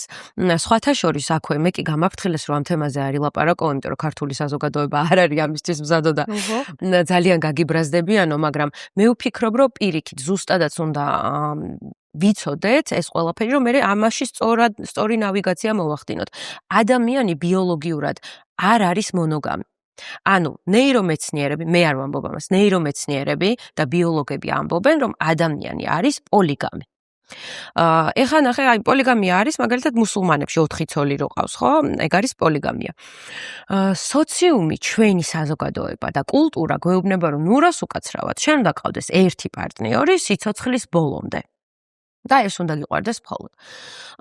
ანთროპოლოგიურად და ევოლუციას რო გადავხედოთ და ისტორიას, ხო, ადამიანი არის სერიული მონოგამი. რას ნიშნავს სერიული მონოგამი? რომ ერთი ადამიანის ერთგულია, იქამდე ვიდრე ეს ურთიერთობა მუშაობს. და ევოლუციურად, ანუ ვიდრე მათი შთამომავალი ცოტა მოძლიერდება, რომ არ მოკვდეს და გაუძლოს რაღაცა ბუნების სიველურეს, ხო? ანუ ევოლუციურად არის ასე. დაახლოებით ვარაუდობენ ხოლმე 3-დან 5 წლამდე. ანუ ეკლესია მართლმადიდებლური გეუბნება იმას, რომ კარგი, მეორედაც დაგწერ ჯვარს, პირველი შეგეშალა და მესამედ იშვიათ შემთხვევაში მესამედაც წერენ ჯვარს. ანუ უშვებს, რომ შეიძლება შეცდომა მოგივიდეს. ეხლა ეს ყველაფერი რომ შევაჯამოთ, ნახე, ჩვენ ხო ვართ ბიოლოგიური არსებები, ხო? ანუ ჩვენ გვაქვს ჩვენი ინსტინქტები და რომელიც კარნახობს, რომ შეიძლება სხვაც მომინდეს ნდომით და ვნებით, მაგრამ კაცო, თან ხო მოაზროვნე სოციალური ცხოველი ვარ, ხო, უკვე, ანუ მე უკვე ვაზროვნებ, ადამიანი ვარ და ცხოველისგან ის განმასხვავებს, რომ მე შემიძლია გარკვეულწილად ჩემი ბიოლოგია ვმართო. ხო? ანუ თუ მე არ მაქვს საკმარისი ემოციური ინტელექტი და ანალიტიკური ინტელექტი, ხო? ამ შემთხვევაში მე ჩემს ინსტინქტებს დავნებდები. და ამიტომ არის მნიშვნელოვანი, ხა კიტყვია რას გადაეკიდა ეს გოგო ამ განათლებასო, მაგრამ რა ვქნა, უნდა ვთქვა რა, ძალიან დიდი მოთამაშე არის და დიდი როლი უჭირავს განათლებას ამ ყველაფერში, იმიტომ რომ კი გავიგე, ინტელექტი 50%-ით არის გენეტიკური, მაგრამ ის დანარჩენი 50% ხო შენზეა დამოკიდებული და მოდი რა, წაიკითხე წიგნები. ოღონდ ის კი არა, რომანები კი არა, ანუ ფსიქოლოგიური ლიტერატურა. მე რომ მკითხო, სკოლებშიც შესატანია ფსიქოლოგია საგნად აუცილებლად. აიმაღლა ემოციური ინტელექტი და ბევრად უფრო მარტივად წაიყვან მე ურთიერთობას და ანუ გაზრდი იმ შანსს, რომ შენი ურთიერთობა იყოს უფრო ხანგრძლივი, მონოგამიური და მუდმივად სიამოვნების მომნიჭებელი. თუმცა, რა თქმა უნდა, აი ესე რომ თავიდან როგორი გიჟური და დოპამინური აფეთქებაც არის, ბოლომდე რომ ასეთი იყოს ურთიერთობა, ეგ მართლა ძალიან იშვიათობა. მაგასაც გარკვეულწილად უნდა შევეგუოთ, რომ თავისი ეტაპები აქვს რა, და ანუ სიყვარული განიცდის ფორმაციას და სხვანაირი ხდება არანაკლებ მნიშვნელოვანი, მაგრამ სხვანაირი.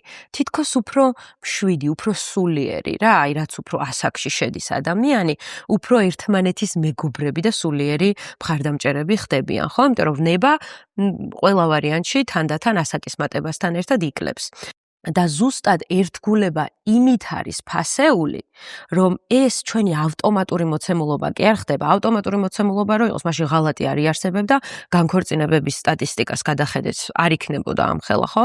ბოლოს 54% იყო მგონი და კიდე მზრდადი. და ყველა ერთგული იქნებოდა ეს რომ ავტომატური იყოს. ზუსტად იმით არის ძვირფასი, რომ ეს ჩვენი არჩევანი და გააზრებული არჩევანი უნდა იყოს. აი ეს მოძინაება განსაკუთრებით მომეწონა, ხო? კი, ამით არის დასაფასებელი.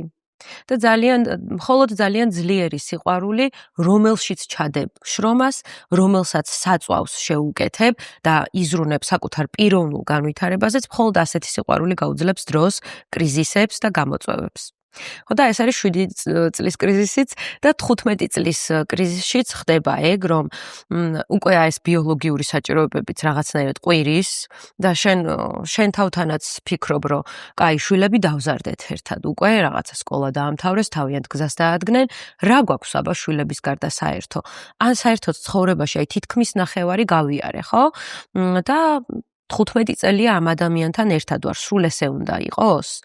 მაკმაყოფილებს კი მე ესეთი ურთიერთობა? ხვდები? აი ეს კრიზისები იყრის უკვე თავს და რა ვიცი, ძალიან კარგი საშუალებაა კრიზისი იმისთვის, რომ საკუთარ თავსაც გაეცნო, საკუთარ ჩრდილს და საკუთარ ქვეცნობიერსაც გაეცნო და პირიქით, თუ არის ის ადამიანი ისეთი, რომელთანაც ურთიერთობა გიღირს, პირიქით უფრო გაძლიერდება ურთიერთობა ამ კრიზისზე. ხო, მე როგორც ცდილობ გამოსავალი იპოვა, რომ თუ რაღაცა მოგვდეს და მოდი აბა სამოგზაუროდ წავიდეთ, იმიტომ რომ ბავშვი უკვე იმხელა არის, რომ დატოვებ შვილები, ხო? რა თქმა უნდა. მოდი რაღაცა ახალი შემოვიტანოთ ცხოვრებაში. სიახლე ყოველთვის საჭირო არის. გარდა ამისა, აი დავამატებ რა, კიდე რადგან ამ მიმართულებით წავიდა ჩვენი საუბარი. ჰელენ ფიშერი არის ესეთი მეცნიერი, რომელიც ტვინს იკვლევდა უშუალოდ და ის ამბობს, რომ ზუსტად ეს დოპამინური შიმშილი, სიახლის შიმშილი, აუცილებელი რომ სულ შევავსოთ, ხო? და აი ოთახის დიზაინის შეცვლიდან დაწყებული რა. არ ვიცი, გაიარეთ ცალ-ცალკე სემინარები, რაღაცა კურსები, სხვადასხვა წიგნი, სხვადასხვა კინო, მერე გაუზიარეთ ეს ინფორმაცია. ყავდეთ სხვადასხვა სამეგობრო. არ არის აუცილებელი, რომ ეს მეუღლე ყველგან ფიგურირებდეს რა. ანუ ცოტა ხანი მოანატრე თავი, ცოტა ხანი ცალკე რაღაც შენი კარიერა გქონდეს, შენი ჰობი გქონდეს, შენი სამეგობრო წრე, სადაც ანუ არ იქნები სულ იმასთან შერწყმული. შენი ბედნიერება ნუ იქნება მაინც და მაინც მხოლოდ იმ ადამიანზე მიბმული. ნუ გამოწურავ მისგან, რომ ის თუ წავიდა შენი ცხოვრებიდან, შენ როგორც იდენტობა და პიროვნება გარდაიცვალე და გაქრი და დაამთავრდა შენი ცხოვრება. ამ შემთხვევაშიც უფრო, აი ხო პარადოქსია, მაგრამ რაც უფრო მეტად აძლევ პიროვნებას სივრცეს, უფრო მეტად მას უჩნდება სურვილი, რომ შენში რაღაცა საინტერესო დაინახოს და მოვიდეს და რაღაცები გაგიზიაროს. სივრცე ძალიან მნიშვნელოვანი არის ქალისთვისაც, კაცისთვისაც და რავი 30 წლის ცოლ-ხვარი ხარ. თუმცა ჩვენ საზოგადოებაში მიღებულია, რომ აი საიდუმლოც კი არ უნდა გქონდეს, ყველაფერი უნდა იცოდეს მეუღლემ და ფსიქოლოგიური თვალსაზრისით ყოველ შემთხვევაში ეს არ არის სწორი. რა თქმა უნდა, იმას არ ვამბობ, რომ მოატყუეთ თქო და ქრონიკული მატყუარები გახდით და ყველაფერი დაუმალეთ თქო. აკვე რომ ისე არ გაიგო, ხო იცი? არასწორად რო იგებენ ხოლმე ყველაფერს. თუმცა არ არის აუცილებელი, რომ ზედმეტად პროგნოზირებადი გახდეთ მეუღლისთვის, იმიტომ რომ აი ეს ღერძი როგორც ახსენი, აქეთ დოპამინი, აქეთ ვაზოპრესინი, აქეთ სიახლეები, აქეთ ერთი და იგივეობა, ხო და სტაბილურობა. აი ამ ორ შორის ბალანსი უნდა მოვახდეთ. ასევე რეკომენდაცია ნეირომეცნიერებისგან, ფსიქოლოგებისგან არის ესეთი, რომ ურთიერთობა როგორ ამოვათრიოთ კრიზისიდან და როგორ გავამყაროთ, მშვენიერი საშუალება არის სექსუალური კავშირი, რომელიც უნდა ვეცადოთ, რომ არ გაწყდეს და არ დაიკარგოს. რაღაცა კომპლექსები, სირთულეები პერიოდულად ჩნდება ამ სფეროშიც, რა თქმა უნდა, მაგრამ რაც უფრო დიდი ჩავარდნა იქნება, რაც უფრო პაუზა იქნება, რაც უფრო მეტი შიში, საკუთარი სხეულისადმი რაღაცა გაუცხოვება იქნება, მით უფრო აფუჭებს ეს ყველაფერს და ამისთვისაც, რა თქმა უნდა, არსებობენ შესაბამისი სპეციალისტები, წყვილის თერაპია ძალიან კარგად მუშაობს ამ დროს, იმიტომ რომ სექსუალური კავშირი ნამდვილად არის ერთ-ერთი დოპამინის ძალიან მაგარი წყარო.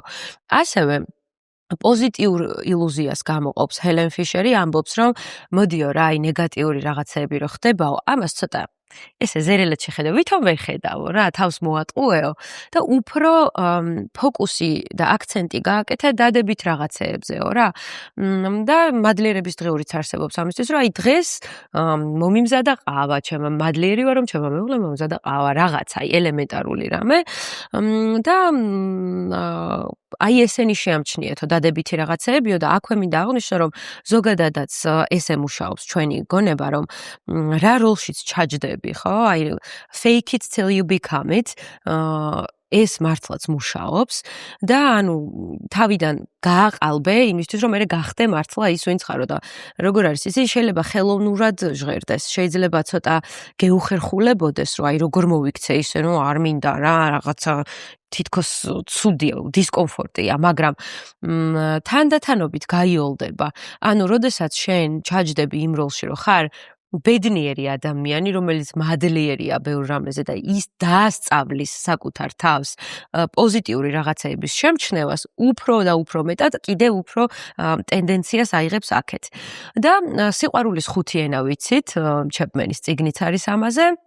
მოკლედ ჩამოუთვლი, ეს არის სიტყვიერი გამოხატვა, ეს არის ფიზიკური შეხება, ესეც აღვნიშნე უკვე, ეს არის საჩუქრები, ეს არის ერთად დროის ხარისხიანად გატარება, ამაზეც ვისაუბრეთ მე და შენ და მეხუთე ეს არის ზრუნვითი ქმედებები. ანუ მასაჟს გავუკეთებ თუ რაღაცას გამოუცხობ თუ მოუტან, რაღაცაში მიეხმარები.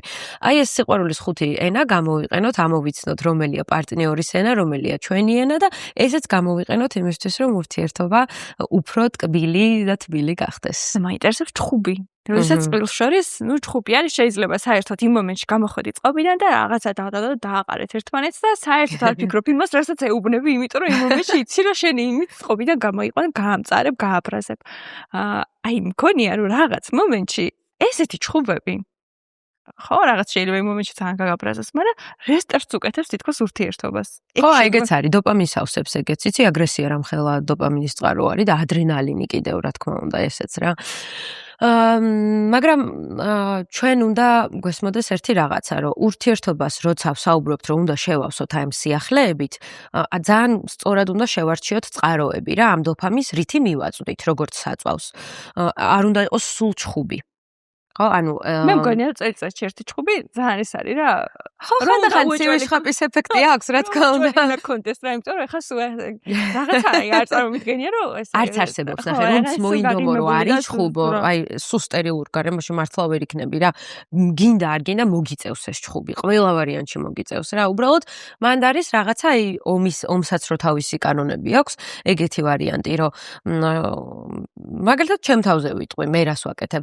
როგორც კი ვაფიქსირებ, რომ ავფეთქდი, თან ვარ ზოდიაქოთი ვერძი და ძალიან ემოციური ვარ და აი ამ ემოციური რეგულირების სავარჯიშოებს, რაც გავეცანი და მე თვითონაც ვაკეთებ, ძალიან მიშველა.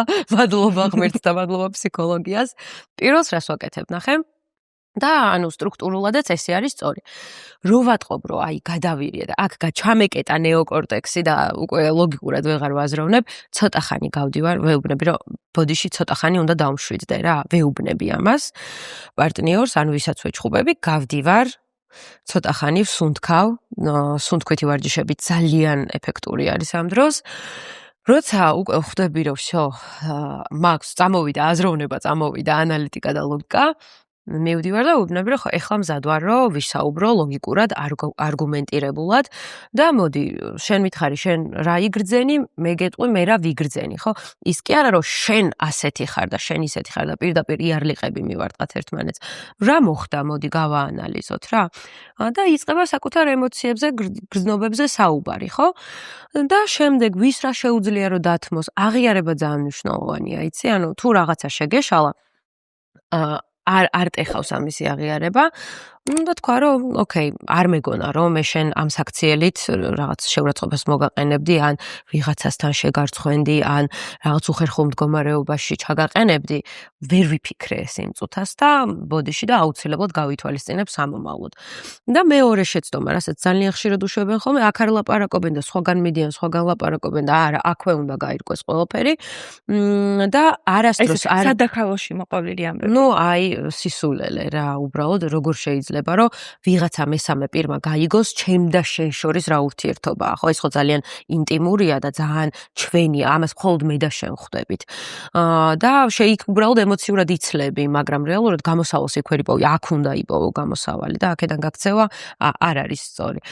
და კიდევ ერთი შეცდომა, რასაც ხშირად უშვებენ ხოლმე ასევე, აი ბოლომდე უნდათ რომ მიჭყლიტონ ადამიანი, როცა არასწორი ხარ და ბოლომდე ჩააჭერენ და ანუ არ არის მეგობრებო აუცილებელი რომ ადამიანი დააჩოქო და ატირო და ახვეწნინო და 100-ჯერ მოახდევინო ბოდიში, რომ ანუ შეეშალა ადამიანია რა მოხდა, ანუ ეს მიმღებლობა, ემპათია, თანაგანცდის უნარი, მიმტევებლობა, ხო, რასაც ქრისტიანობაც გვასწავლის. ხა შენ საუბარზე გამახსენდა ესეთი რაღაც, რომ არიან ადამიანები, რომლებიც რაღაც დიდ დანაშაულს შეიძლება ის იყოს ხალხი, მაგალითად, ხო, პატიობენ თავიანთ პარტნიორს, მაგრამ გავა რაღაც ერთი დღე და ვიღაც შემთხვევით რომ თვალი გაგევალოს სადღაც ეხა და რავი ზოგჯერ მე გამეპარება ხოლმე თვალი მომეზი გოგო გაიგეს და შევხედა და რაღაც ესთეტიურად ძალიან სასიამოვნოა. შემოღალატა ეხლა ის ანუ წამოაძახებ რა მე წავა კიდე რაღაცა პერიოდი რავი შეიძლება არ ჭიქა გაუტყდეს და ანუ მაინც მაგაზეც წამოაძახო შემოღალატე აი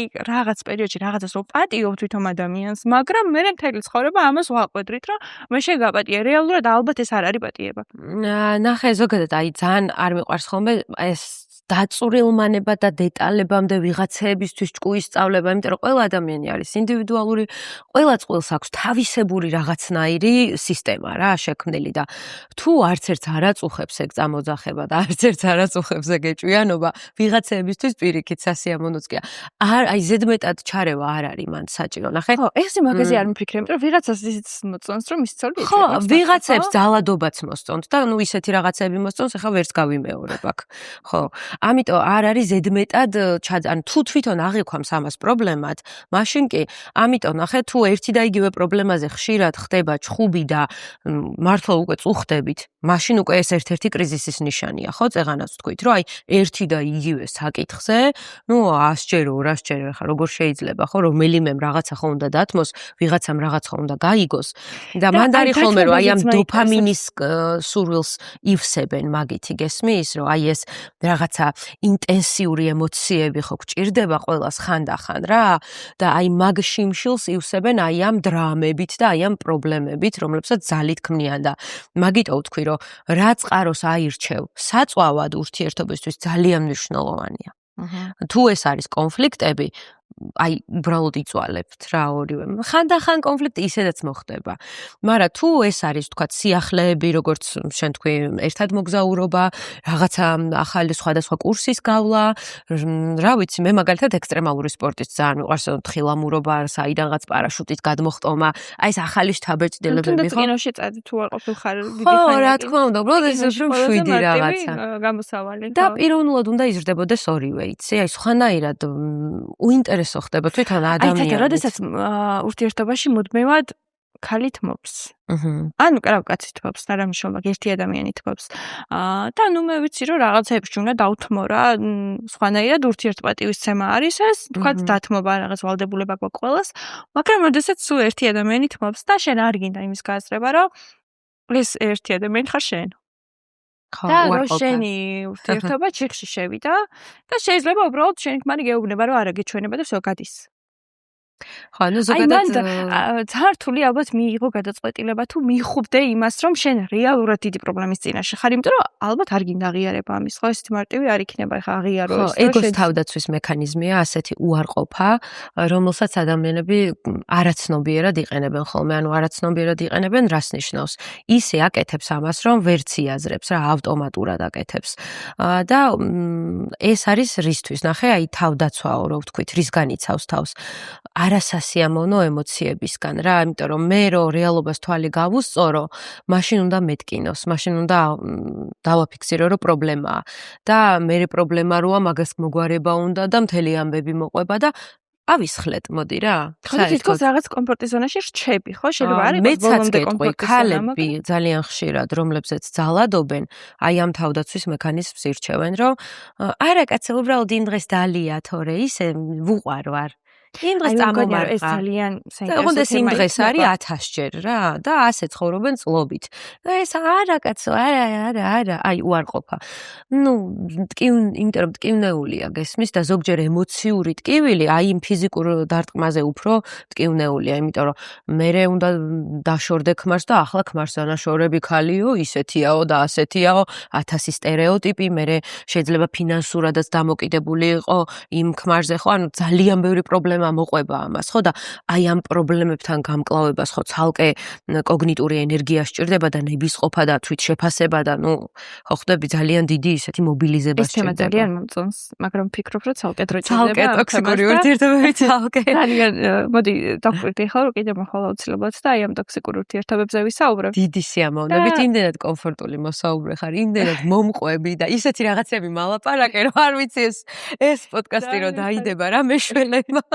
ვინ როგორ მე გაიგებს? მგონია რომ ყველა ძალიან სწორად გაიგებს, იმიტომ რომ თითო მარცვალიც ჩემი მოგონილი არ არის თან რეალურად ეს არის მეცნიერება, ნეირომეცნიერება, ბიოლოგია, ფსიქოლოგია. ეხლა ჩვენს მაყურებელს მე თქვა მექნება რომ თუ აი ტოქსიკური ურთიერთობები იყოს შემდეგი თემა რაზეც თამოვა ჩვენთან და თუ თქვენ რაიმე გაქვთ მსგავსი ურთიერთობა ან ეჭვი გაქვთ ან კითხვა გაქვთ რაიმე დაგვიტოვეთ ეს კითხვები თქვენ და მე აუცილებლად ვკითხავ ამ კითხვებს თათას და განვიხილავთ ამ ურთიერთობებსაც და იქნებ კიდევ დავეხმაროთ განსაკუთრებით ქალბატონებს რა ვქნა სულ ქალბატონებზე მეფიქრება ალბათ იმიტომ რომ სამწუხაროდ ჩვენ საზოგადოებაში ქალები უფრო დაჩაგრულები არიან ხოლმე რა ორივე დაჩაგრულია მოდი ესე ვთქვათ მე ვერ ვიქნები მიკერძოებული იმიტომ რომ მე ვიცი მამაკაცებიც რამხელა წნეხის ქვეშ არიან და ძალიან ბევრ მამაკაცს საერთოდ დღეს კაცად აღარ აღიქვამენ თუ პირდაპირ ვიტყვი რა დიდარი თუ არ არის კაცად არ უყურებენ სამწუხაროდ და ძალიან სერიოზულ კრიზისებს გადიან მამაკაცებიც ვერ ვიტყოდი რომ ქალი უფრო დაჩაგრულია თუ კაცია აი ყველას თავთავისი ტკივილი აქვს და ინდივიდუალური არის საინტერესო განსახილველი იქნება ასე რომ მამაკაცებო თუ გიყურებთ თქვენ შეგიძლიათ დაწეროთ კითხვები თათასთან და მე აუცილებლად ამ კითხვებს თათას გადავცემ და განვიხილავთ შემდეგ ჯერზე და უღრმესი მადლობა ძალიან საინტერესო იყო შენს ყველა სიტყვას უყურდებოდი და მე ჩემს ურთიერთობებს უყურებდი სანამ ხო არ შემეშალა რამე ნეტავ და დარწმუნებული ვარ რომ ბევრი ადამიანი ასე შეხედავს ამ ყველაფერს გამოადგება თუ ოდნავ მაინც ვინმეს დავეხმარე ეს არის ჩემი мотиваცია და ეს გამიხარდება ყველაზე მეტად და ალბათ მე კომენტარებშიც დააფიქსირებენ იმიტომ რომ ზუსტად ამიტომ გადავწყვეტე ამ პროფესიის თორემ მე მომღერლის კარიერა მქონდა შემოსავალიც მქონდა ყველაფერი მქონდა იმიტომ ავიტკიე თავი რომ მინდა რომ ადამიანებისთვის ცხოვრება იყოს უფრო ლამაზი და უფრო ბედნიერებით სავს. და მოდი დაგისმენთ ბარემ ერთ კითხვას უფრო შენს კარიერასაც ეხება. რომ ყველა გიცნობთ წარმატებული მომღერალი ხარ, ყველასთვის ნაცნობი სახე ხარ და უცებ რო ფსიქოლოგიაზე დაიწყე საუბარი, რა შეფასებები მოდიოდა ხალხისგან, არ ვარ უკვე. იცი რა, უცებ არ დავიწყე რეალურად, ანუ როგორც გითხარი, უკვე 4 წელზე მეტიც არის რაც ვსწავლობ. არა, იმ 4 წლის წინ ვიცახი რა, აი პირველად რომ შენ ეს ყველაფერი გააშხერ, მე დიდი ხანი აქვს თვალს ვატევნებ შენს ამ ფსიქოლოგიურ ჯერ კიდე ძალიან მომწონს ეს ორი ადამიანი რო ხართ ერთმანეთში რომ ვილაპარაკოთ ხოლმე სულ უყურებ ამ ყველაფერს რა მაგრამ მე კომენტარებსაც გადავხედავ ხოლმე და თავში მახსოვს რომ ეს ფსიქოლოგიაზე ლაპარაკობს რაღაცა ესეთი შეფასებები იყო ხოლმე 1-2 იცი რა მე ეხლა იმ ეტაპზე ვარ რომ სიმართლე რო გითხრა უკვე ნაკლებად მაინტერესებს აგრესია კონსტრუქციულ კრიტიკას მივიღებ და გამოვასწორებ მართლა რაც დასახვეწი მაქვს მაგრამ აი ეს უმიზეზო აგრესიას ანუ არ ვიღებ რა ცოტა მეცნიერება ფსიქოლოგიაში როგორ მუშაობს ეგ მაინტერესებს რა ნუ რეალურად ხო ამას ყველაფერს არ მივაქციოთ რა ნუ ეს ვიცით ეხა ყველა ნუ ფსიქოლოგებისგანაც მოგვისმენია რომ აი ეს უნდა აი სკვლიტო და გაუშვა რომ ვინც ეხა დაუსაბუთებლად და უაზროდ და არაფრის გამო არგუმენტის გარეშე სიმართლე რო გითხრა ეგეთ ადამიანებში რომლებსაც ესე შემოვარდნის სურვილი უჩნდებათ და უბრალოდ ლანძღვის და აგრესიის განდაცლის მე ცოტა სხვა რაღაცებს ვხედავ, ანუ მათ პრობლემებს ვხედავ და ცოტა სხვა განცდები მაქვს მათ მიმართ. მაგრამ თითოეული კარგი სიტყვა მიხარია და სხვათა შორის უნდა აღვნიშნო, რომ კარგი 1000 ჯერ მეტია ვიდრე ცუდი და ძალიან მახარებს ეს ყველაფერი და აი ის ფაქტორი, რომ ადამიანებს ვეხმარები, ეს არის ჩემთვის აი რამხელა დოპამინი და ოქსიტოცინიც და ენდორფინიც აი ვერ აგიღწერ, აი ძალიან ბედნიერი ვარ ამით.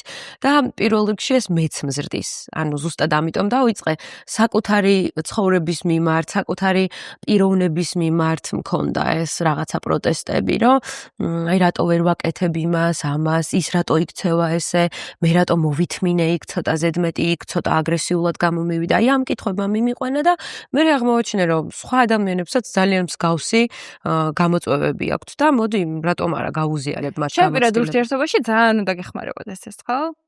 კი, მაგრამ ნახე პირად ურთიერთობაში ფსიქოლოგები არ ვართ ფსიქოლოგები, მაინც ცოლები ვართ და ხო, აი ზუსტად რასაც ვამბობ, რა კონფლიქტი გარდაუვალია, არავის არ ეგონოს, რომ იდეალური ურთიერთობა ეს არის რაღაცა მუდმივად კარგ ხასიათზე ყოფნა, ზოგადად ადამიანს აქვს თანდაყოლილი ემოციები, როგორც პოზიტიური, ასევე ნეგატიური, თუმცა ჩვენ ვამბობთ, რომ ნეგატიური ემოციები არ არსებობს, ფუნქციურია ყველა და ნუ ხანდახან ეს არის რა, ბრაზი, შიში, წყენა, სევდა რაღაცები ხდება ბუნებრივად, მაგრამ ხო, აი ეს ტექნიკები რაღაცეები კი მეხმარება ემოციურ რეგულაციაში ძირითადად.